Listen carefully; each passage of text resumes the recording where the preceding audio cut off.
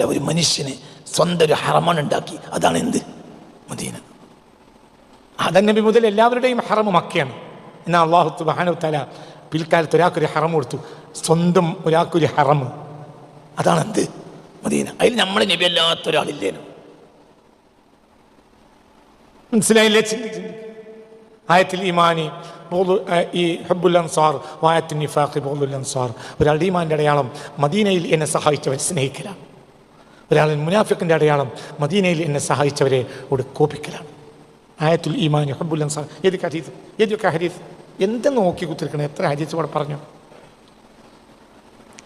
ആയത്തുൽ ഈമാനി ഹബ്ബുൽ അൻസാർ വആയത്തുൻ നിഫാഖ് ബുഗ്ദുൽ അൻസാർ.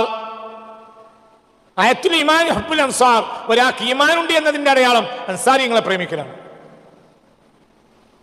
അൻസാരിങ്ങളെ പേര് ഭയങ്കര ഇഷ്ടമാണ്. അൻസാരിങ്ങൾ ഒന്നും അതിൻ്റെ ബാക്കിയില്ല. അൻസാരിങ്ങൾ മദീനക്കാർ ഖിയാമത്ത് നാൾ വരെ അവർ അൻസാരിങ്ങളല്ലേ.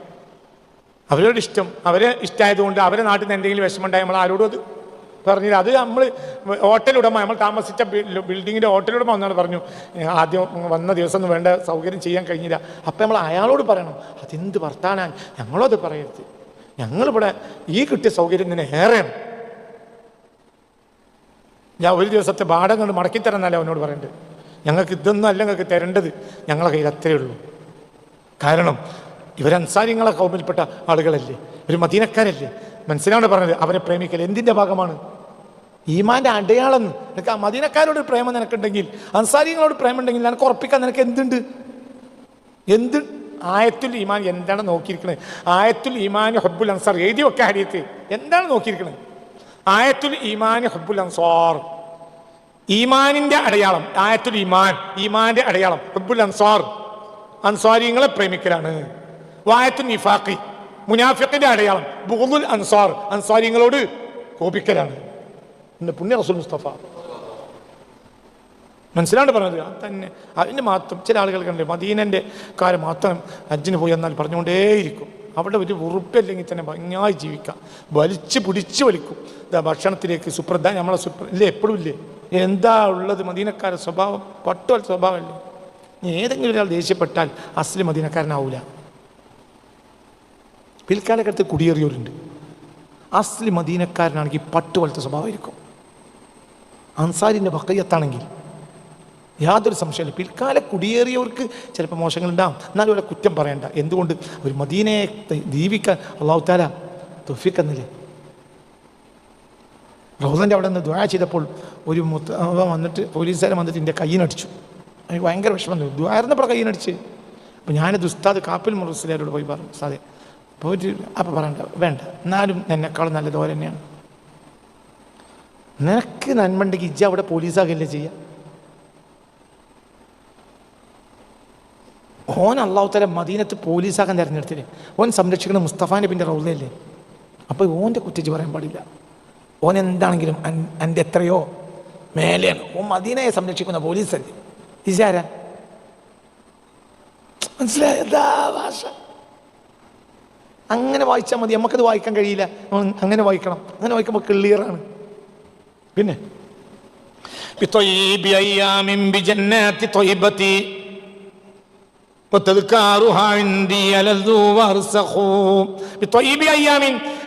ഏറ്റവും സുഗന്ധപൂരിതമായ ദിവസങ്ങളിലൂടെയാണ് ഞാൻ മദീനയിൽ ജീവിച്ചത്. അള്ളാഹു നമുക്ക് ആ തൗഫീഖ് തരട്ടെ. അള്ളാഹു ആ തൗഫീഖ് തരട്ടെ. അൽഹംദുലില്ലാഹ് തൗഫീഖ് തരട്ടെ. പിന്നെ ബിജന്നത്തി ത്വയ്ബത്തിൻ, ആ ത്വയ്ബയിലെ സ്വർഗത്തിലൂടെയാണ് അന്ന് ഞാൻ ജീവിച്ചത്, അന്ന് ഞാൻ നടന്നത്. അവിടെയാണ് ഞാൻ പാർത്തത്, അവിടെയാണ് ഞാൻ പ്രാർത്ഥിച്ചത്. പിന്നെ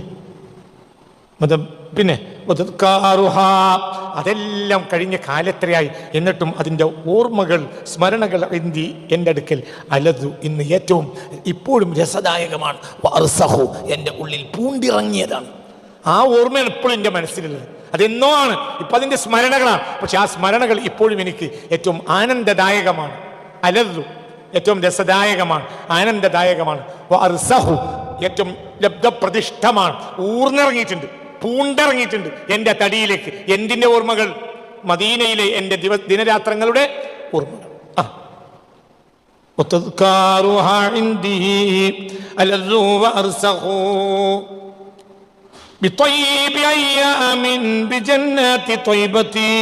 എൻ്റെ കൂടെ. وتذكارها عندي ألذ وأرسخ ألا يا رسول الله جد لي بعودة لسلع فتحينه روائح تلمخ ألا يا رسول الله ഏ പുണ്യ റസൂലേ ജിദ്ലി എനിക്കൊരിക്കൽ കൂടി ധർമ്മം തരുമോ ബിഔദത്തിൻ അങ്ങോട്ടൊന്ന് മടങ്ങിപ്പോകൽ കൊണ്ട്. നിങ്ങളല്ലേ നഗരാധിപതി, നിങ്ങൾ പറയാതെ അവിടേക്ക് പ്രവേശിക്കാൻ കഴിയൂല. അല്ലാ യാ റസൂലല്ലാഹ് ഏ പുണ്യ റസൂലേ ജിദ്ലി അങ്ങനെക്കൊന്ന് ധർമ്മം തരുമോ ബിഔദത്തിൻ ഒരിക്കൽ കൂടി അങ്ങോട്ടൊന്ന് മടങ്ങൽ കൊണ്ട്. ആ സിൽഅ മലയിലേക്ക്, മദീനയിലെ ഒരു മലയാണ് സിൽഅ, ആ സിൽഅ മലയിലേക്ക് ഒന്നും തിരിച്ചു പോകൽ കൊണ്ട്. ഫതുഹീനി അതെന്നെ ജീവിപ്പിക്കും, ഫതുഹീനി എന്നെ ജീവിപ്പിക്കും റവായിഹു അവിടുത്തെ സുഗന്ധക്കാറ്റുകൾ. തൽമഹു എൻ്റെ ശരീരവും എൻ്റെ മനസ്സും എല്ലാം വ്യാപകമാകുന്ന സുഗന്ധക്കാറ്റുകൾ എന്നെ ജീവിപ്പിക്കും. എവിടുന്ന് കിട്ടുന്ന? ആ മദീനയിൽ നിന്നും ആ സിൽഅ മലയിൽ നിന്നും കിട്ടുന്ന സുഗന്ധക്കാറ്റുകൾ എന്നെ ജീവിപ്പിക്കും. ഒന്നുകൂടി ഞാനത് നിർത്തിയാൽ നിങ്ങൾക്ക് അർത്ഥം വെക്കാൻ കഴിയണം കേട്ടോ. അതിമനോഹരാണ് ഇതൊക്കെ. അല്ല ഒന്ന് ഉറക്കെ അല്ല യാ റസൂലല്ലാഹി ജുദ്ലി ബിഔദത്തിൻ ലിസൽഇൻ, ഒരു മലയാണ്, മദീനയിലെ മലയാണ്. ലിസൽഇൻ ഫതുഹീനി റവായിഹു തൽമഖു. അർത്ഥം വെക്ക്. അല്ല യാ റസൂലല്ലാഹി ജുദ്ലി ബിഔദത്തിൻ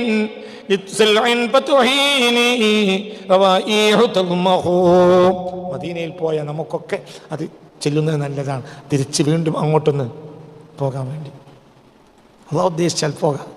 അള്ളാഹു തൗഫീഖ് തരട്ടെ. അള്ളാഹു തൗഫീഖ് തയ്ച്ച് നിങ്ങൾ പേടിക്കണ്ട. യാ റസൂലല്ലാഹി ജുദ്ലി ബിഔദത്തിൻ ലിസൽഇൻ ഫതുഹീനി എന്നെ ജീവിപ്പിക്കും റവായിഹു ആ മദീനയിലെ സുഗന്ധക്കാറ്റുകൾ. തൽമഹു എൻ്റെ ശരീരവും മനസ്സും എൻ്റെ എല്ലാത്തിലും വ്യാപകമായി ഊർന്നിറങ്ങുന്ന ആ സുഗന്ധക്കാറ്റുകൾ എന്നെ ജീവിപ്പിക്കും. എനിക്കൊരു പുതിയ ജീവൻ കിട്ടും. അല്ലെങ്കിൽ ജീവൻ ഉണ്ടാകുന്നത് ഭക്ഷണത്തിൽ നിന്നല്ല, മനസ്സിൽ നിന്നാണ്. മനസ്സാണ് എപ്പോഴും ആരോഗ്യം കൊടുക്കേണ്ടത്, എന്തിനല്ല.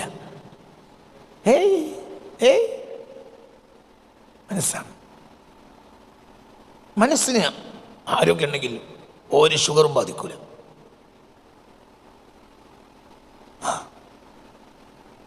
എന്നെ ഷുഗർ ടെസ്റ്റ് ചെയ്യാൻ വേണ്ടി കുതന്ത്രത്തിൽ കൊണ്ടുപോയ മനുഷ്യൻ ഇതാ ഇവിടെ ഇരിക്കുന്നുണ്ട്. 370 ഒരു ഗുളിക ഇന്നവരെ കുടിച്ചിട്ടില്ല. ഒരു കാര്യം നടക്കാതിരുന്നിട്ടില്ല, കുടിക്കൂല. എന്തുകൊണ്ട്? മനസ്സിനൊന്നും പറ്റില്ല. പിന്നെന്ത്? മനസ്സിനാണ്. ആരും അറിയാതെ എനിക്കെന്തൊരു ക്ഷീണം കണ്ടപ്പോൾ വീട്ടുകാർ കുതന്ത്രത്തിൽ ഒപ്പിച്ചു എന്നെ ഒന്ന് ലാബ് കയറ്റാൻ വേണ്ടി. ഞാൻ ലാബിൽ പോകലില്ല. അങ്ങനെ ലാബിലേക്ക് ഇയാൾ കൊണ്ടുപോയി കയറ്റി. എന്നിട്ട് ഓൻ്റെ നമ്പർ എന്നെ കൊടുത്തു. എന്തിന്? ഞാനായിരുന്നു വാങ്ങൂലെന്ന് പേടിച്ചിട്ട് ഓൻ്റെ നമ്പർ എന്നെ കൊടുത്തു. ഓനാണ് പിന്നെ അതിനക്ക് റിപ്പോർട്ട് അയച്ചു തരുന്നത്. എത്രയാണ്? വളരെ കൂടുതലാണ് ഉസ്താദ്. എത്രയും 370 ഷുഗർ. എന്നിട്ടോ അത് കഴിഞ്ഞിട്ട് 2 മാസമായി ഒരു ഗുളിക ഞാൻ കുടിച്ചിട്ടില്ല, കുടിക്കൂല. ഷുഗർ വളരെ കുറഞ്ഞുപോയി. ഷുഗർ എത്രയോ കുറഞ്ഞിട്ടുണ്ടാവും. എന്തുകൊണ്ട്? ആ ക്ഷീണപ്പില്ല. ഷുഗർ കുറഞ്ഞ ഞാൻ അറിയുന്നുണ്ട്. ഷുഗർ കുറഞ്ഞു. എന്തുകൊണ്ട്? മനസ്സിന് ധൈര്യം കൊടുത്തു. മനസ്സിന് ധൈര്യം കൊടുത്താൽ ഷുഗർ മൂത്രത്തിൽ പോകും. മനസ്സിന് ധൈര്യം ഇല്ലെങ്കിൽ കുടിവെള്ളത്തിൽ ഷുഗർ കയറും. മനസ്സിന് ധൈര്യം വേണ്ട. മനസ്സിന് ധൈര്യം കൊടുക്കും. മനസ്സിന് ധൈര്യം കൊടുക്കണ്ടേ. ഒരു സഹോദരൻ എന്നോട് കഴിഞ്ഞ 2 ആഴ്ച മുമ്പ് പറഞ്ഞു, എൻ്റെ ഭാര്യക്ക് സുഖമില്ല. അവൾ പ്രസവിച്ചിട്ടുണ്ട്. ഇപ്പം ചില്ലറ മാസങ്ങളേ ആയിട്ടുള്ളൂ. കുട്ടിയെ എടുക്കാൻ പോലും വയ്യ. മനസ്സിലാണ്ട് പറഞ്ഞേ. ഇത് നിങ്ങൾ പഠിക്കേണ്ട വിഷയമാണ്. ഈ ആളും ഈ പ്രസംഗം കേൾക്കുന്നുണ്ടാവും. എൻ്റെ ഭാര്യക്ക് വയ്യ. ചില്ലറ ദിവസങ്ങൾക്ക് ആണ്, ചില്ലറ മാസങ്ങൾക്ക് മുമ്പ് പ്രസവിച്ചു. ഇപ്പം കുട്ടിയെ എടുക്കാൻ പോലും വയ്യ. എത്ര വയസ്സായി അവൾക്ക്? അപ്പോൾ പറഞ്ഞു അവൾക്ക് 29 വയസ്സായി. ഓഹോ, എത്ര? 29 വയസ്സായി. എത്ര? 32 വയസ്സായി. എന്നാൽ കല്യാണം 21-ാം വയസ്സിൽ. ഇപ്പം എത്ര കുട്ടികളുണ്ട്? 5 കുട്ടികളുണ്ട്. 5 കുട്ടികളുണ്ട്. ഈ 10 കൊല്ലത്തിനുള്ളിൽ ഈ പെണ്ണ് എന്ത് പ്രസവിച്ചു? 5 പ്രസവം പ്രസവിച്ചു. അങ്ങനെ അപ്പോൾ ഭർത്താവ് നല്ല സഹകരിക്കുന്ന ആളൊക്കെ തന്നെയാണ്. പക്ഷേ ചില പ്രശ്നങ്ങളുണ്ടായി. എന്താ പ്രശ്നം? അവിടെ ഒരു ജോലിക്കാരി വളരെ ബുദ്ധിമുട്ടിയേ കിട്ടുള്ളൂ. അങ്ങനത്തെ ഒരു ഏരിയയിലാണ് ഇവർ ഒറ്റയ്ക്ക് താമസിക്കുക.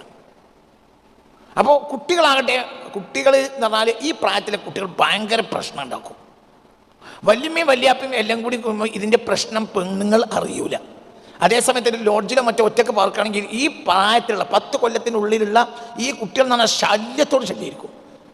മനസ്സിലായോ? സഹായിക്കാൻ ആളില്ലതാനും പൈസ കൊടുത്താൽ പോലും ഒരു പണിക്കാരത്തിയെ കിട്ടാനുമില്ല. എന്താ സംഭവിച്ചത്? ഈ ആ പെണ്ണിൻ്റെ സാഹചര്യത്തെ ആലോചിക്കുന്നുണ്ടാവും. രാത്രി കിടക്കുമ്പോഴോ എണീക്കുമ്പോഴോ ഒറ്റയ്ക്ക് ഇരിക്കുമ്പോഴോ. അപ്പോൾ ഞാൻ പെട്ടുപോയല്ലോ എന്ന ഒരു തരം ധാരണ ഈ പെണ്ണിന് വന്നു. മനസ്സിലായോ പറഞ്ഞത്? ആ പെണ്ണിന് അശക്തി വന്നു. അശക്തി വന്നാൽ ആദ്യമായി പ്രത്യക്ഷപ്പെടുക കയ്യിലിരിക്കും. ശക്തി അങ്ങനെയാണ്. ഇപ്പം ഞങ്ങൾ കണ്ടിട്ടില്ല നിങ്ങൾ ജിമ്മിൻ്റെ പരസ്യം? എന്താ ജിമ്മിൻ്റെ പരസ്യം? അങ്ങനെ അല്ലാത്തത് ജിമ്മിൻ്റെ പറയും മനുഷ്യന്മാരെ, എന്താ ജിമ്മിൻ്റെ ഒരു പരസ്യത്തിൽ അങ്ങനെ കാലുകാട്ടി കൊടുക്കാത്തത്? ഒരു മനുഷ്യന്റെ ശക്തിയുടെ പ്രതീകമാണ് എന്ത്? കൈ. ഒരു മനുഷ്യന്റെ ദുർബലത വന്നാൽ ആ ദുർബലത ആദ്യം പ്രകടമാവുക. ഇയാൾ എനിക്ക് വിളിക്കുന്നത് ഈ പെണ്ണിന് വല്ല സീറും പറ്റുന്നതാണ്. എല്ലാത്തിനും നമ്മൾ ചെയ്ത്താനെ കുറ്റം പറയണ്ടല്ലോ. ഓനൊരു പാവല്ലേ. ഞാനോനോട് പറഞ്ഞു, പാവാണ് ചെയ്ത്താൻ ആവശ്യമുള്ളവരെന്നെ ഓനെ എറിയുന്നുണ്ട്, ആവശ്യമില്ലാത്തവരും അറിയുന്നുണ്ട്. പിന്നെ നമ്മൾ ആ കൂട്ടത്തിൽ എറിയേണ്ട പാവം ഓനും ജീവിച്ചു പോയിക്കോട്ടെ. ഇതിലാരില്ല. ഇത് സീറുമല്ല, കണ്ണീർ. ഇതെന്താ സംഭവിച്ചത്? മനസ്സിൻ്റെ ദുർബലത. അപ്പം ഞാൻ എന്താ ചെയ്യേണ്ടത്? നീ കൂടെ നിൽക്കുക. 2 ആഴ്ച എല്ലാം മുടക്കുക. ഒപ്പം നിന്ന് നിൽക്കുക. 4 ആഴ്ച നല്ലൊരു പെണ്ണിനെ കിട്ടുന്നവരെ ഇന്ന് ഫുൾ ടൈം ഒരു തൊഴിലിനൊരു പെണ്ണിനെ വെച്ച് കൊടുക്കുക. ആ പെണ്ണ് പൂർണ്ണമായി റിലാക്സ് കൊടുക്കുക. കുട്ടികളെ പ്രശ്നമൊക്കെ നീ കൈകാര്യം ചെയ്യുക. എന്നാൽ ഈ പെണ്ണ് തിരിച്ചു വരും. ഒന്നും കഴിക്കണ്ട.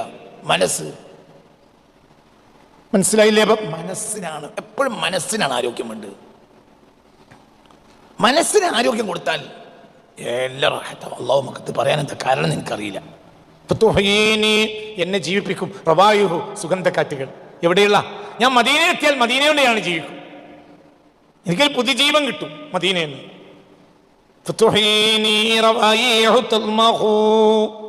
എൻ്റെ ശരീരവും മനസ്സും വ്യാപകമാകുന്ന കാറ്റുകൾ എന്നെ വീണ്ടും ജീവിപ്പിക്കും. എനിക്കൊരു പുതുജീവൻ നൽകും. അതുകൊണ്ട് നബിയെ ഒരിക്കൽ കൂടി എനിക്ക് മദീനയിലേക്ക് സമ്മതം തരിക. അല്ല യാ റസൂലല്ലാഹി, ഇത് പറയാൻ കാരണം അതാണ് കേട്ടാ. മനസ്സിലായില്ലേ? എന്നെ ജീവിപ്പിക്കും, അവിടുത്തെ സുഗന്ധക്കാറ്റ് എന്നെ ജീവിപ്പിക്കും എന്ന് പറയാനുള്ള കാരണം അതാ പറഞ്ഞു. ആ സുഗന്ധക്കാറ്റ് യഥാർത്ഥം തന്നെയാണത്.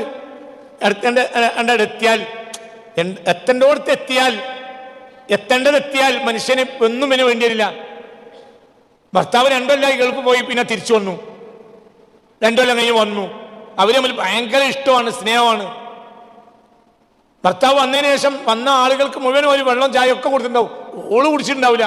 എന്നാ ഓക്കോട്ട് ഉറക്ക് വരുന്നുമില്ല. അവിടുന്ന് ചോറ് തിന്നാലും മുഴുവനും അപ്പുറത്ത് കിടന്നുറങ്ങി. ഇപ്പോൾ ചോറ് തിന്നിട്ടില്ല, ഉറങ്ങിയിട്ടില്ല. എന്തുകൊണ്ട്? മനസ്സിന് ഊർജം കിട്ടുന്ന കാര്യമാണ് ഭർത്താവ് തിരിച്ചു വരിക എന്നുള്ളത്. പിന്നെ അവിടെ ഭക്ഷണത്തിന്റെ ആവശ്യം ഇല്ല. ഭക്ഷണം നമുക്ക് ആവശ്യമായി വരുന്നത് നമ്മുടെ മനസ്സിന് ആരോഗ്യമില്ലാത്തതുകൊണ്ടാണ്. ഇപ്പോഴത്തെ കാലത്ത് ആളുകളെ മനസ്സൊക്കെ ചത്തുപോയിട്ടുണ്ട്. അതുകൊണ്ട് മനുഷ്യൻ പേട്ട് നടക്കുക.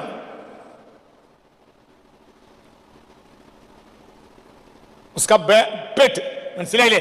ഈ പേട്ട് ബടാക്കാണ് എല്ലാവരും. എന്തില്ല? മനസ്സ് മരിച്ചുപോയി. മനസ്സ് ജീവിക്കണമെങ്കിൽ ഭക്ഷണത്തിന് ആവശ്യം ഉണ്ടാവില്ല. ഒരു പുണ്യ റസൂൽ സല്ലല്ലാഹു അലൈഹി വസല്ലമയെ കാണാൻ വേണ്ടി അബൂദർ വന്നു, ഗഫാർ ഗോത്രത്തിൽ നിന്ന്. 1 മാസം കഴിഞ്ഞാൽ നബിയുടെ മുന്നിൽ വരുന്നത്. അപ്പോഴത്തെ നബിയെ പഠിച്ചു കഴിഞ്ഞു. നബിയെ ഭയങ്കര ഇഷ്ടമായി. അപ്പോൾ അബൂദർ വരിക. അപ്പൊ ഹബീബായ നബി ചോദിച്ചു, മിമ്മൻ, എവിടുന്നാണ്? അപ്പോൾ പറഞ്ഞു, മിൻ ഗഫാർ, ഗഫാർ ഗോത്രത്തിൽ നിന്നാണ്. മിൻ മത, എന്ന് മുതലാണ് ഇവിടെ വന്നത്. മിൻ ഷഹ്രിൻ, 1 മാസമായി. ഫഅൈന തുആമുക വശറാബുക, പിന്നെ എവിടുന്ന ഭക്ഷണം വെള്ളമൊക്കെ? ഫഅശാറ ഇലാ മാഇ സംസം. തന്നെ ഫഅസ്മൻതു യാ റസൂലല്ലാഹ്, 1 മാസം ഞാൻ 1 വർഷം കഴിച്ചില്ല ഈ സംസം വെള്ളം മാത്രം. അതുകൊണ്ട് എൻ്റെ തടിയൊന്നും നന്നായി.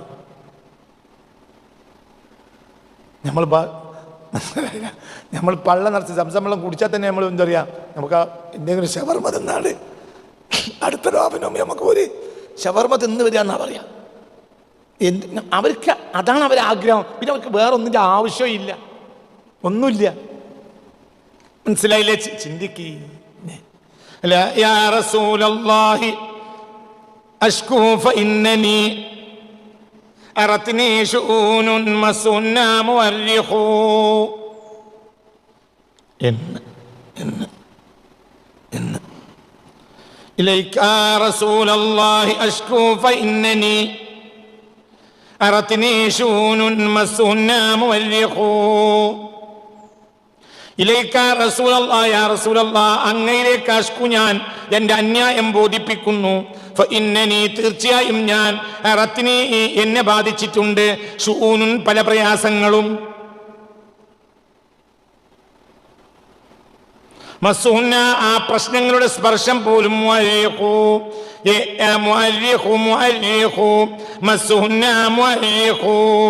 ഏറ്റവും പ്രശ്നങ്ങൾ അതിൻ്റെ സ്പർശം പോലും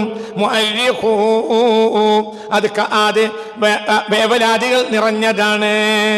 പലതരം പ്രയാസങ്ങളും എന്നെ ബാധിച്ചിട്ടുണ്ട്, നിറഞ്ഞ പ്രയാസങ്ങൾ. അത് ഞാൻ അങ്ങയുടെ മുന്നിൽ ബോധിപ്പിക്കുന്നു. وإني أستسقي لأرضي وأرتجي بعلياك هذا الغوث ما هو أشمخ. وإنني ഞാൻ ഈ ആഫ്രിക്കയിലെ മരുഭൂമിയിലാണ് പാർക്കുന്നത്. നബി അസ്തസ്കി ഞാൻ വെള്ളം ആവശ്യപ്പെടുകയാണ്. ലി അർളി എൻ്റെ കൗലഹ് നാട്ടിലേക്ക്. ഇവിടെ വെള്ളം കിട്ടാൻ വലിയ പ്രയാസമാണ്. അർത്തജി ബി അല്യാക്ക ഞാൻ അങ്ങയെ കൊണ്ട് അങ്ങയുടെ മഹത്വം കൊണ്ട് ഞാനിതാ വെള്ളത്തെ കുതിക്കുന്നു. യാദൽ ഹൗസ് ആരെയും സഹായിക്കാൻ കഴിയുന്നവനെ. നിങ്ങൾക്ക് പറഞ്ഞാൽ മനസ്സിലായോ? ഇവിടെ ഹൗസ് എന്ന് പറഞ്ഞത് ആരെയാണ്? ഹബീബ നബിയാണ്. ഇനിയിപ്പോൾ യാ ഷെയ്ഖ് യാ ഹൗസ് മൊയ്തീൻ നിങ്ങൾ വിചാരണ്ട, സൃഷ്ടിക്കും എന്ത് പറയാ ഹൗസ് എന്ന് പറയാം. അതല്ല ഹൗസും 20-ാം നൂറ്റാണ്ടിൽ ലോകം കണ്ട ഏറ്റവും വലിയ പണ്ഡിതനാണ് ഈ പറയുന്നത്.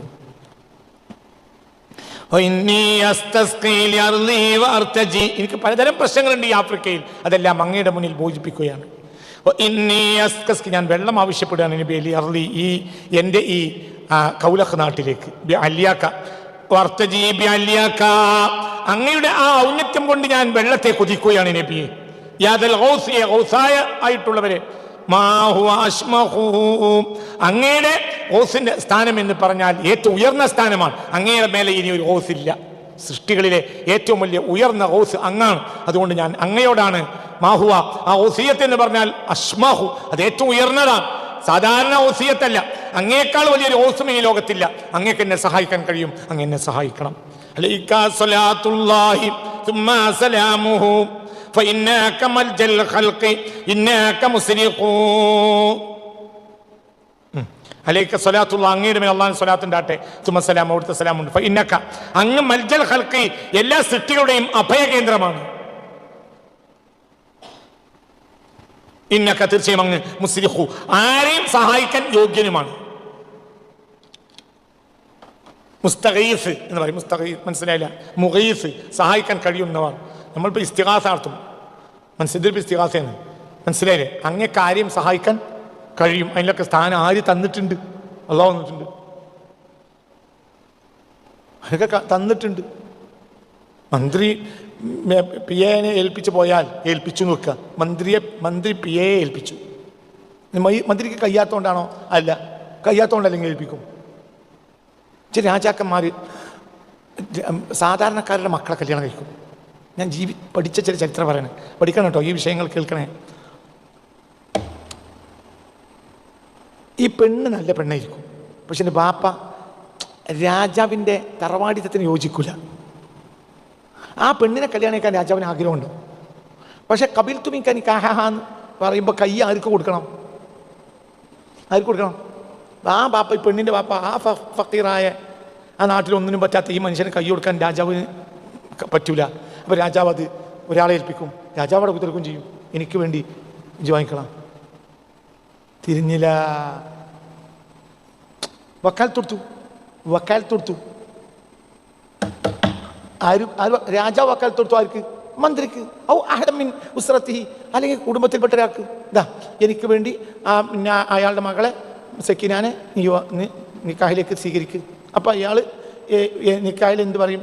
നിന്നെ ഏൽപ്പിച്ചിട്ടുള്ള നിന്റെ മുവക്കിലായ ഇന്നാലിന്ന ആൾക്ക് വേണ്ടി എൻ്റെ മകൾ സക്കീനയെ ഞാൻ കല്യാണം കഴിച്ചു തന്നു. അയാൾ തിരിച്ചെന്ത് പറയും?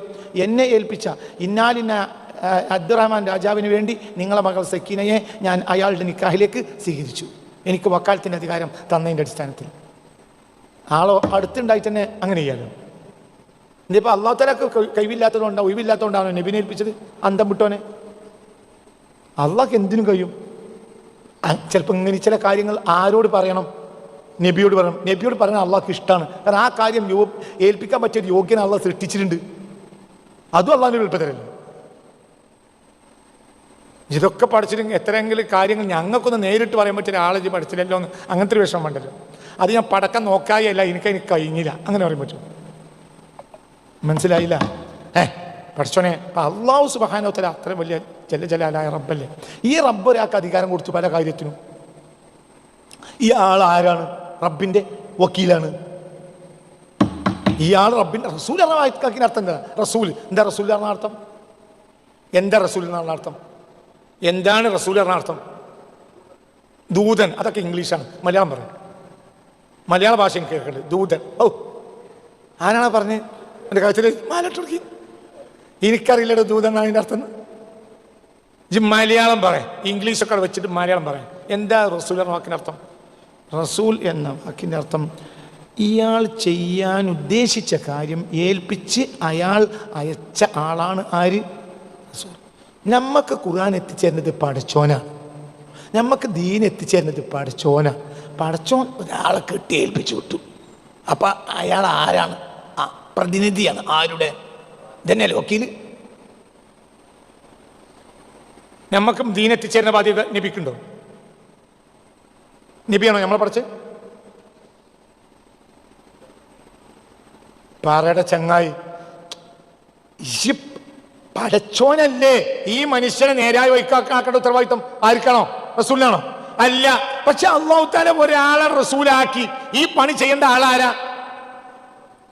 പറ മനുഷ്യ. ഓരോരുത്തർക്ക് ഹിദായത്ത് കൊടുക്കേണ്ട ആൾ, ഹിദായത്തിന് വഴി കാണിച്ചു കൊടുക്കേണ്ടത് ആരാണ്? അള്ളാഹുവാണ്. അപ്പൊ അള്ളാഹു അതിനൊരാളെ ഏൽപ്പിച്ചു. അവർക്ക് ഖുർആൻ എത്തിച്ചു കൊടുക്കി, അവർക്ക് അത് എത്തിച്ചു കൊടുക്കി, അവർക്ക് നിയമം എത്തിച്ചു കൊടുക്കി. അപ്പൊ ഇയാൾ ആരാ? ഇത് ഇയാളാണോ? യാസീൻ വൽ ഖുർആനിൽ ഹകീം ഇന്നക ലമിനൽ മുർസലീൻ. എന്താ അർത്ഥം? ഹക്കീമായ ഖുർആനാണ് സത്യം. ഇന്നക ലമിനൽ മുർസലീൻ, നിങ്ങളതല്ല, നിങ്ങൾ അയക്കപ്പെട്ട ആളെ കൂട്ടത്തിൽപ്പെട്ട ഒരാൾ മാത്രമാണ്. ഈ ലേഖനങ്ങൾ എഴുതിയതല്ല. ഇയാൾ റസൂലാണെന്ന്, ഇയാൾ ഒറിജിനൽ ആണെന്ന് ഏറ്റവും വലിയ തെളിവാണത്. എന്തുകൊണ്ട്? ഒരു നല്ല ലേഖനം എഴുതിയാൽ കോപ്പി അടിച്ചിട്ട് വേറെ ലേഖനം ഉണ്ടാക്കും മറ്റൊരാൾ. ഞാനാ എഴുതിയെന്നറിയും. നിങ്ങൾക്ക് പറഞ്ഞ മനസ്സിലായില്ല? സാഹിത്യ ചോരണത്തെക്കാൾ വലിയൊരു ചോരണമില്ല. പുനത്തിലിന്റെ മരുന്ന് എന്ന നോവൽ ഇറങ്ങിയപ്പോൾ വലിയ പ്രശ്നങ്ങൾ ഉണ്ടായിട്ടുണ്ട് കേരളത്തിൽ. കോപ്പി അടിച്ചാണ്. കോപ്പി അടിക്കും. വിജയന്റെ ഖസാക്ക് ഇറങ്ങിയപ്പോൾ അതിന്റെ പേരിൽ 960-70 കാലഘട്ടങ്ങളിലൊക്കെ വലിയ പ്രശ്നങ്ങളാണ് വിജയന്റെ ഖസാക്കിന്റെ പേരിൽ. എന്തുകൊണ്ട്? അത് ബംഗർവാടി എന്ന മറാഠി നോവൽ കോപ്പി അടിച്ചാണ്. വിജയൻ പറയേണ്ടി വന്നു. അവസാനം വിജയൻ പറയേണ്ടി വന്നു. ഖസാക്കിന്റെ ഇതിഹാസത്തെ വ്യാഖ്യാനിക്കാൻ വേണ്ടി, പിന്നീട് ഒരു നോവലിനെ വ്യാഖ്യാനിക്കാൻ വേണ്ടി നോവലിന്റെ ഗ്രന്ഥകർത്താവ് തന്നെ വേറൊരു പുസ്തകം എഴുതി. അതാണ് ഇതിഹാസത്തിന്റെ ഇതിഹാസം. എന്റെ കയ്യിലുണ്ട് പുസ്തകം. 998-99 കാലഘട്ടത്തിൽ മനോരമയിൽ ഖണ്ഡശ എഴുതിയ ഇത് പിന്നീട് പുസ്തകമായതാണ് ഇതിഹാസത്തിന്റെ ഇതിഹാസം. അതിൽ വിജയൻ സമ്മതിച്ചു. എന്ത്? ഞാൻ വളരെ യങ്ങായ കാലത്ത് ബംഗർവാടി എന്ന നോവൽ വായിച്ചിട്ടുണ്ട്. അതെന്റെ ഉപബോധ മനസ്സിനെ സ്വാധീനിച്ചിട്ടുണ്ടാകാം. ബാല്യകാല സഖി എഴുതി ആര്? വൈക്കം മുഹമ്മദ് ബഷീർ. പിന്നീട് മറ്റു കേരളത്തിൽ പ്രശ്നം ഉണ്ടായിട്ടുണ്ട്. എന്താണത്? അത് നട്ട്ഹംസന്റെ വിക്ടോറിയ കട്ടതാണ്. എന്താ വൈക്കം മുഹമ്മദ് ബഷീർ പറഞ്ഞത്? ഞാൻ എൻ്റെ കുട്ടിക്കാലത്ത് എൻ്റെ യാത്രകൾക്ക് ഒരു സന്ദർഭത്തിൽ ഞാൻ നട്ട്ഹംസന്റെ വിക്ടോറിയ വായിച്ചിട്ടുണ്ട്. അതെന്റെ ഉപബോധ മനസ്സിനെ സ്വാധീനിച്ചിട്ടുണ്ടാകാം. ഇവിടെ എന്താ പറയുക? യാസീൻ, ഏ നബിയെ യാസീൻ. അതിന്റെ അർത്ഥം ഏ മനുഷ്യ. ബാക്കിയുള്ളവരൊന്നും ഇരുകാലികളാ, മനുഷ്യന്മാരല്ല. ഏ യാസീൻ, ഏ സീനെ. ഒരർത്ഥാട്ടോ ഞാൻ തല്ലുണ്ടാക്കണ്ട. ഒരർത്ഥം യാസീൻ എന്നാൽ സീൻ എന്നാൽ അതെന്താണ്? അതിന് കെലിമത്താണ്, ഒരു ഹർഫാണ്.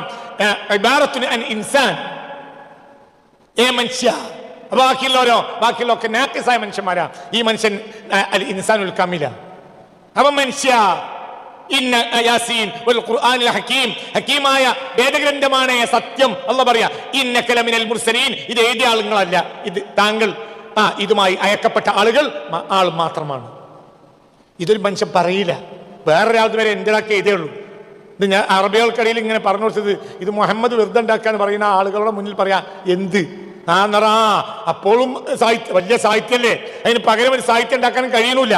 അപ്പൊ അവരെ മുന്നിൽ വലിയ സാഹിത്യകാരനായി ചമയാലോ ആർക്ക് പറയടോ, ആർക്ക്? ഒരു ഉമ്മിയായ റസൂലുള്ളാഹിക്ക്. അപ്പൊ ഇവിടെ അതേ വായിലൂടെ വരികയാണ് ഇന്നക ലമിനൽ മുർസലീൻ. ഇത് കൊണ്ടെത്തിക്കാൻ ഏൽപ്പിക്കപ്പെട്ട ആൾ മാത്രമാണ് അങ്ങ്, ഇത് അങ്ങയുടേതല്ല. അപ്പൊ റസൂലാരാ? വക്കീല്. മനസ്സിലാപ്പ എല്ലാം അങ്ങനെയാണ്. റസൂലുള്ളാഹിക്ക് നമ്മൾ സഹായിക്കാൻ്റെ കാര്യത്തിൽ അതിനെ കഴിവൊക്കെ അതിനൊക്കെ സഹായിക്കാൻ എന്ത് പണിയുള്ളത്? മനസ്സിലാണ്ടോ പറഞ്ഞത്? എല്ലാവരും സഹായിക്കാൻ ആർക്ക് കഴിയും? ആ സ്ഥാനം ആര് കൊടുക്കുക? എന്തേ അള്ളാഹ്ക്ക് കഴിയാത്തോളാം? അള്ളാഹ് കഴിയാത്തല്ലേ? രാജാവ് അടുത്തിരുന്നാട് ഒരാളെ കൊണ്ട് കെട്ടിക്കോലോ. അതിൻ്റെ അർത്ഥം അയാൾ പിന്നെ പെണ്ണിനെ കൊണ്ട് പോകില്ല. പെണ്ണിന് ആരും കൊണ്ടുപോകും? രാജാവ്. എന്തേ? രാജാവിന് അയാളെ കൈവെക്കാനുള്ളൊരു മടി. രാജാവിൻ്റെ വെയിറ്റിനത് യോജിക്കൂല. അങ്ങനത്തെ നൂറുകണക്കിന് സംഭവം എനിക്കറിയാം. അത് വെയിറ്റ് മനസ്സിലാണ്ട് പറയാം. അതൊക്കെ അങ്ങനെയാണ്. അപ്പൊ അല്ലാഹു സുബ്ഹാനഹു വ തആലക്ക് അള്ളാഹു ഒരു വെയിറ്റുള്ള ആളെ പടച്ചു. നമ്മളെ കാര്യങ്ങളൊക്കെ സഹായിക്കാൻ അയാൾക്ക് കഴിയും. ഇന്നക മുസ്രിഖുൻ, നിങ്ങൾക്ക് സഹായിക്കാൻ കഴിയുന്ന വ്യക്തിയാണ് നിങ്ങൾ. ആരും സഹായിക്കുക, ഏത് സൃഷ്ടി, മൽജൽ ഖൽഖ്, സൃഷ്ടികളുടെ അഭയകേന്ദ്രം നിങ്ങളാണ്. ഇന്നക മുസ്രിഖുൻ, നിങ്ങൾക്ക് ആരെയും സഹായിക്കാൻ കഴിയും. പുണ്യ റസൂലിന് عليك صلاة الله ثم سلامه فإنك ملجأ الخلق إنك مسرخ عليك صلاة الله ثم سلامه فتشرق من ضوء المدينة كوله عليك صلاة الله അല്ലാഹുവിന്റെ സ്വലാത്തു സലാം ഉണ്ടാവട്ടെ. ഫതുശ്രിഖു മിൻ ളൗഇൽ മദീന, ആ മദീനയുടെ പ്രകാശത്തിൽ നിന്ന് പ്രകാശപൂരിതമാകുന്നുണ്ട് കൗലഹ് എന്ന നാട് പോലും. ഈ കൗലഹിന്റെ പ്രകാശം എവിടുന്ന് വന്നതാണ്? മദീനയിൽ നിന്ന് വന്ന. അള്ളാഹു നമ്മളെ നാട്ടിനത് തരട്ടെ. അതൊക്കെ വരും കേട്ടോ, പേടിക്കണ്ട. അന്തണ്ടെങ്കിൽ അതൊക്കെ വരും. എൻ്റെ വീട് പ്രകാശിച്ചത് മദീനയിൽ നിന്നാണ് മനസ്സിലായി. നിൻ്റെ വീട് പ്രകാശിക്കുന്നുണ്ടെങ്കിൽ അത് ഈ ബൾബല്ലട ചങ്ങായി, അതേതാണ്? നിൻ്റെ വീട്ടിൽ ഇമാണ്ടെങ്കിൽ അത് എവിടുന്ന് പ്രകാശിക്കാണ്? മദീനയിൽ നിന്ന് പ്രകാശിക്കാണ്. എൻ്റെ ഖബറിൽ പ്രകാശം ഉണ്ടെങ്കിൽ അത് മദീനയിൽ വരുന്നതാണ്. അതിന് മൂല്യമാർക്ക് വരെ അന്തല്ല. ഞാൻ മരിച്ചാൽ മക്കയും മദീനയും മുത്തേർത്ത് വരും എന്ന് പറഞ്ഞപ്പോൾ മൂല്യമാർ കുത്തുബ ഉണ്ടാക്കി. ഞാനിരിക്കണം ഒരു വെള്ളിയാഴ്ച, ഞാൻ ഖുത്ബ കേൾക്കാൻ വേണ്ടി ഇരിക്കുക. അപ്പം എൻ്റെ ഖത്തീബ് പ്രസംഗിക്കുക എനിക്കെതിരെ. ഇവിടെ പരിസരത്തുള്ള ഒരു പള്ളി, ആ പള്ളിയിലെ ഖത്തീബ് എനിക്കെതിരെ പ്രസംഗിക്കണം. മദീന അങ്ങനെയാണ്, മദീനെ ആക്ഷേപിക്കാൻ പാടില്ല. ഇവർക്കൊക്കെ എന്ത് ചുക്കറിയും, എന്ത് കുന്തമറിയും. അപ്പോൾ ഞാൻ പിന്നെ അന്വേഷിച്ച് നോക്കുമ്പോൾ ഏതോ ഒരു പ്രധാനപ്പെട്ട ഒരു കോളേജിൽ നിന്ന്, അറബി കോളേജ്, കേരളത്തിലെ പ്രഗത്ഭമായ ഒരു അറബി കോളേജിൽ നിന്ന് എല്ലാ ഖത്തീബന്മാർക്കും എഴുതി വിട്ടതാണത്. അതായത് അന്തൂസുകളാണ് അവിടെയൊക്കെ പഠിപ്പിക്കുന്നത്. മനസ്സിലായില്ല? മദീനയിലെ വെളിച്ചം എവിടുന്ന് വന്നു? അല്ല, ഖൗലഹിലെ വെളിച്ചം എവിടുന്ന് വന്നു? അതന്നെ മദീന വരല്ലേ? നീ മൂമിനാണെങ്കിൽ നിന്റെ ഖബറിൽ വെളിച്ചം ഉണ്ടാകുന്ന അത് എവിടുന്ന് വരണടാ? മദീനയിൽ വന്നിട്ട് വെളിച്ചം ഉണ്ടാവില്ല. മദീനയിൽ വെളിച്ചം വരുള്ളൂ. മക്കനാണത്തിൽ വെളിച്ചം വരാനുമില്ല. നിങ്ങൾ കണ്ട മാതിരി കുട്ടികളെ, മക്കയ്ക്ക് വെളിച്ചമുണ്ടെങ്കിൽ അത് എവിടുന്ന് കിട്ടിയതാണ്? ഇത് മദീനയിൽ നിന്ന് കിട്ടിയതാണ്. ആദമിന് വെളിച്ചം കിട്ടിയിരുന്നെങ്കിൽ അലാ ജബ്ഹത്തിഹി നൂർ മുഹമ്മദ്, ആ നെറ്റിത്തടത്തിൽ എന്തുണ്ടായിരുന്നു? നൂർ മുഹമ്മദ് ഉണ്ടായതുകൊണ്ട് മാത്രമാണ് എവിടെ വെളിച്ചം കിട്ടിയത്? ആദം എന്ന മനുഷ്യന് വെളിച്ചം കിട്ടിയത് എന്ന് മൗലൂദിനുണ്ട്. അനക്ക് അത് കഴിഞ്ഞിട്ട് മുണുങ്ങണം എന്നുള്ള ധൃതി കൊണ്ട് ഇതത് വായിച്ച് ശരിക്കൊന്നും നോക്കാത്തോണ്ടാണ്. മനസ്സിലായില്ല? അല്ല ജബ്ഹത്തി, എനക്ക് മൗലൂദ് ചോദ്യം എന്തിനെന്താണെന്നോ, ഇത് കഴിച്ചിട്ട് മുണുങ്ങണം എന്ന് കരുതിയത്. അതുകൊണ്ട് ഇത് അർത്ഥം വെച്ച് നോക്കിയില്ല. അതിൽ എന്ത് ഫഹബതനി അല്ലാഹു ഫീ സുൽബി ആദം, ആദമിൻ്റെ മുതുകിൽ അള്ളാഹു സുബ്ഹാനഹു വ തആല വെളിച്ചം വെച്ചെടുത്തു. അങ്ങനെയാണ് ആദം ഭൂമിക്ക് ഇറങ്ങുന്നത്. അപ്പോൾ ആദമിന് ഭൂമിയിൽ ഇരുട്ടില്ലാതിരിക്കാൻ കാരണം, ആദമിൻ്റെ കൽബിൽ വെളിച്ചം വരാനുള്ള കാരണം, ആ മുതുകിൽ അള്ളാഹു തആല എന്ത് വെച്ചെടുത്തു ഇല്ലേ? മങ്കൂസ് മൗലൂദിൻ്റെ ഒന്നാമത്തെ ഹദീസിലില്ലേ? എങ്ങനെയാണ് ആ ഹദീസ് ഒന്ന് പറയും? എങ്ങനെയാണത്? റുവിയാൻ നബി സല്ലല്ലാഹു അലൈഹി വസല്ലം കുന്തു നൂറൻ ബൈന യദൈ അല്ലാഹി അസ്സ വജല്ല ഖബ്ല അൻ യഖ്ലുഖ ആദം ബി അൽഫി ആം യുസബ്ബിഹു അല്ലാഹ ذلك النور وتسبح الملائكة بتسبيحه فلما خلق الله تعالى آدم ألقى ذلك النور في طينته. ആദമിന്റെ മണ്ണിന്റെ ഉള്ളിൽ കയറ്റി റസൂലുള്ളാഹിന്റെ നൂറിനെ. കാരണം ഇതിനെ വിളിച്ചിട്ടുണ്ടല്ലോ. എന്തിന്? ആദമിന്റെ മണ്ണിന്. ഇല്ലെങ്കിലോ ആദമിനെ വിളിച്ചുണ്ടാവില്ല. ആദമിനെ കുറ്റം പറഞ്ഞു ഇയാളെന്ന് പറഞ്ഞാളിടാ അന്തല്ലാത്തോരെ. ഇജ് മുണുങ്ങാൻ വേണ്ടി ഓതണ മങ്കൂസിലുണ്ടോ അത്? മനസ്സിലായില്ല? ഇശ് മുണുങ്ങാൻ വേണ്ടി ഓതണ മങ്കൂസിൽ അതില്ലേ? എന്ത്? ഫലമ്മാ ഖലഖല്ലാഹു തആല ആദം അൽഖാ ദാലിക നൂറ ഫീ തീനതിഹി. അല്ലാഹു തആല ഈ അസലിയായ അവന്റെ ഈ പരിശുദ്ധമായ ഖൽഖായ അവന്റെ ആ ആദ്യത്തെ അവൽ ഖൽഖായ ഈ നൂറുൻ നബീനെ അല്ലാഹു തആല ഇട്ടുകൊടുത്തു. എന്തിലിട്ടുകൊടുത്തു? ഫീ തീനതിഹി, ആദമിന്റെ പറയങ്ങായി. തീനത്തി എന്ന് പറഞ്ഞാൽ എന്താ അർത്ഥം? മണ്ണ്. അൽഖാ ദാലിക നൂറ ഫീ തീനതിഹി വഅഹ്ബതനി അല്ലാഹു ഫീ സുൽബി ആദം ഇലൽ അർളി. ഭൂമിയിലേക്ക് ആദമിനെ അല്ലാഹു തആല ഇറക്കിയപ്പോൾ ആദമിന്റെ മുതുകിൽ എന്തുണ്ട്? മുഹമ്മദിയ പ്രകാശമുണ്ട്. ഇല്ലെങ്കിൽ ഇവിടെ വന്നിട്ട് ഒന്നും കിട്ടില്ല. ആർക്കില്ല? ആദമിനില്ലെങ്ങായി. പിന്നെ വേറൊരാള് അലൈഹിസ്സലാം. അപ്പൊ എവിടെ പ്രകാശം ഉണ്ടെങ്കിലും അതിന്റെ അടിസ്ഥാനം എന്താണ്? ഹബീബ നബിയാണ്. അത് മദീനനെ കുറ്റം പറഞ്ഞല്ല, പൊന്നാര വിട്ടിയേ. അത് മന്നാൻ മാത്തു പറഞ്ഞാണ്. അതിന്റെ അന്തമാണല്ലോ. മദീന മൂത്തേടത്തൊക്കെയല്ല, മദീന ആഫ്രിക്കയ്ക്കും അമേരിക്കയ്ക്കും ലോകത്ത് എല്ലായിടത്തും പോകും. ലോകത്ത് മുഴുവനും എന്താ പറയുക ഈ മറ്റൊരു ഡാൻസ് ഉണ്ടായിരുന്നല്ലോ, മറ്റേ മൈക്കിൾ ജാക്സന്റെ ഒക്കെ എന്തായാലും പറയാ, ഇതിൻ്റെയൊക്കെ പിതാവാണ് കേറ്റ് സ്റ്റീവൻസ്. പിന്നീട് മുസ്തഫാനെ പിന്നെ മൊഹിബായി, പിന്നെ മുസ്ലിം മതം സ്വീകരിച്ചു. പോപ്പ് സംഗീതത്തിൻ്റെ ഫൗണ്ടർ എന്ന് പറയാവുന്ന ആളാണ് കേറ്റ് സ്റ്റീവൻസ്. പിന്നെ മുസ്ലിമായി, മുഹിബുർ റസൂലായി. അദ്ദേഹത്തിൻ്റെ ബുർദത്തു ഷരീഫ, ആ ബുർദ കേട്ടിട്ട് എത്ര ആൾ മുസ്ലിമായി. ഈ മനുഷ്യൻ മരിക്കുമ്പോൾ ബ്രിട്ടനിലാണ് ആ മനുഷ്യൻ മരിക്കുമ്പോൾ മദീന ബ്രിട്ടനിൽ പോവില്ലേ? എന്തേ ഊണിന് പോവില്ലേ? പോകണല്ലോ. ആരെ സ്നേഹിച്ചതാണ്?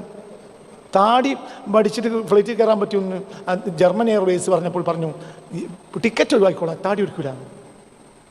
അത് മുഹമ്മദ് മുസ്തഫയിൽ നിന്ന് എനിക്ക് കിട്ടിയതാണ്. താടി പഠിക്കൂല. എന്ത് ചെയ്യാം? ഞാൻ ടിക്കറ്റ് ഒഴിവാക്കാം, ഞാൻ അമേരിക്കയിലേക്കുള്ള യാത്ര മുടക്കാം, താടി വെക്കൂല. എന്ത്? അതിൻ്റെ റസൂലുള്ളാഹിൻ്റെ എനിക്ക് കിട്ടിയ സമ്മാനമാണ്. ഇത് പറഞ്ഞ ആ മനുഷ്യൻ മരിക്കുമ്പോൾ ലണ്ടനിലേക്ക് എന്ത് ആരും വരെ റസൂൽ വരില്ലേ? അതന്നെയല്ലേ മദീന വന്നിട്ടില്ലെങ്കിൽ ഖബറിൽ വിളിച്ചുണ്ടാവില്ല. മദീന എന്ന് പറഞ്ഞ ഒരു മനുഷ്യനാണ് മുഹമ്മദ് മുസ്തഫ. മനസ്സിലായില്ലേ? അല്ലാഹു തആല നമുക്ക് തൗഫീഖ് തരട്ടെ. അപ്പോൾ അതാണ് പറഞ്ഞത്. എന്ത്? എൻ്റെ മദീന പ്രകാശിക്കുകയാണ്. എന്തുകൊണ്ടാണ് പ്രകാശിക്കുന്നത്? അലൈക സ്വലാത്തുല്ലാഹി ثم سلامه فتشرق من ضوء المدينة كوله فتشرق അതുകൊണ്ട് പ്രകാശപൂരിതമാകുന്നുണ്ട്. മിൻ ളൗഇൽ മദീന, ആ മദീനയുടെ പ്രഭയിൽ നിന്ന് കൗലഹു നാട് പോലും. അലൈക മദൽ അയ്യാമി ബദ്അൻ വമഖ്തമാ, തുടക്കവും മുടക്കവും കാലങ്ങളോളം അങ്ങയുടെ മേലുണ്ടാകട്ടെ. സ്വലാത്തുൻ തസ്ലീമുൻ ബിത്വീബിൻ മുളമ്മഹു. ബിത്വീബിൻ ഹുവ മുളമ്മഹു.